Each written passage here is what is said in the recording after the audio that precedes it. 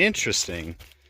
So just like that Cutlass that we took a look at, as you see, the seatbelt is affixed to the door, which is interesting. Hey, this is Gallagher. Today I've got a real treat for you. A 1993 Oldsmobile Achieva S. When's the last time you saw one of these?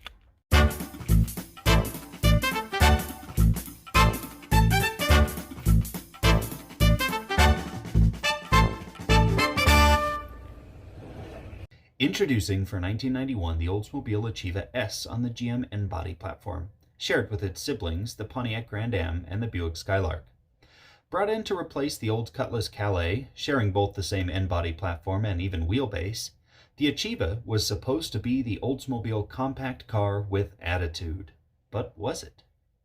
Sure, the front-end styling was inspired by the legendary 1969-72 Cutlass 442, and sure, the powertrain could get all the way up to an impressive 190 horsepower in the extra special SCX, but most folks were buying the S or SL trim levels, which made only about 115 and 155 horsepower respectively.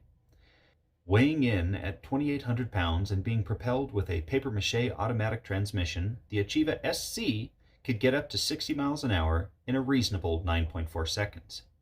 Meanwhile, the SCX could get there in less than 8 seconds, and do so with a 7,000 RPM redline, and while being better glued to the road when doing it. But the Achieva was never GM's biggest seller, even though most buyers seemed to appreciate the variety of options in the base trim and the overall value. The SXC sold only 500 units altogether, and most of the standard units were even going to rental agencies and other wholesale purchasers towards the end of its run. But all this helped them grow into what they are now, an interesting sight to see on the road or in the wrecking yard. This one has not been picked apart much, another testament to there not being too many made, and even less left on the road. If you own one in good condition, take care of it, especially if it is an S or an SL, as someday there just won't be any left.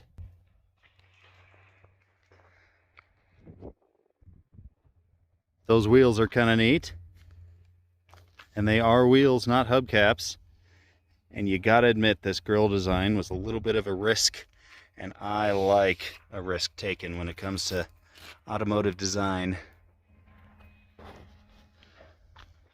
It's got like pods here on either side of that continuation of the hood there. Interesting wheels again. Achieva S.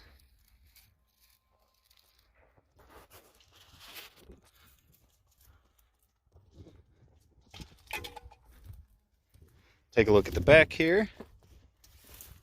Newman Cedarburg Oldsmobile.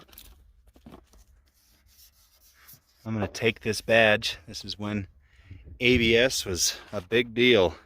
It also looks like Wolverine had his day with this. Couldn't quite puncture the high quality steel of this Oldsmobile though. Let's take a look at the inside, if I'm able to.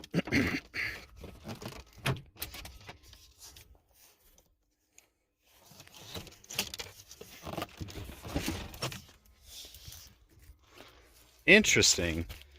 So just like that Cutlass that we took a look at, as you see, the seatbelt is affixed to the door, which is interesting. Another interesting thing is it's got power door locks, but not power windows. And this is quite the large window that you're cranking.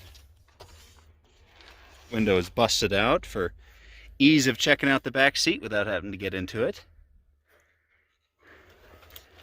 Nothing going on with this boring 90s plastic. Got some more glass. Poor thing only had 96,000 miles. Wonder what it's powered by. Ashtray. This has not been real picked apart, that's for sure. Interesting. Also, it's got a cup holder there, as well as one here. Let's see what's under here. I believe this to be the same topper for a Blazer. Dials, for the climate controls, which is nice. Let's go ahead and pop the hood here. Sounds like it didn't want to be closed.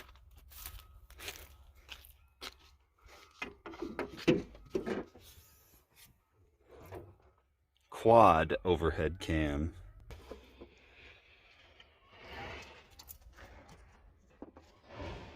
Almost looked turbocharged for a moment, but it is not. Engine appears to be in good shape. Automatic transmission.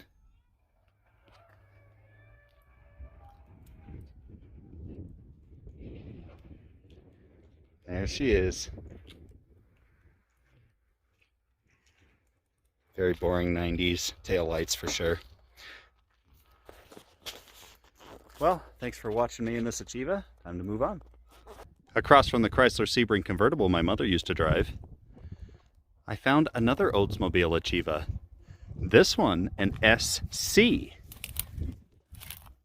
Quad 4, no way. Was this all-wheel drive? Kind of nice 5-spoke wheels, let's see. Oh, quad 4, the same as what's printed on the valve cover, of course. This one's got a wing on it, though. And she's got power windows and power seats and the factory radio, so we can take a look at what this used to look like. That's kind of interesting that the buttons push in the cover.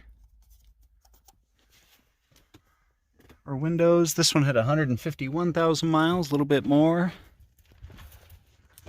That's about it. Same power plant. This one had the black grille though, not the chrome.